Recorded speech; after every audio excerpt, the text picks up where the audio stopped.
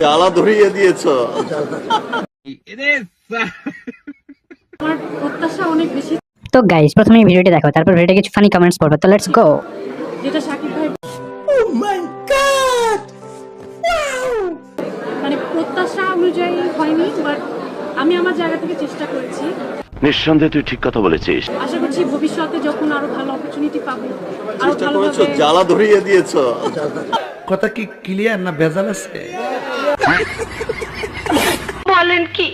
तो चलिए शुरू करते हैं। সাকিবের নিচে জ্বালা ধরিয়ে দিয়েছে। কিছুদিন পর আমরা শুনতে পাবো সে গাভিন হয়ে গিয়েছে। সাকিব ভাইয়ের হাতটা অল্পের জন্য মাউন্ট এভারেস্ট ছুঁতে পারেন। হরমুজ প্রণালীতে সাকিব এখন মিসাইল চালাবে।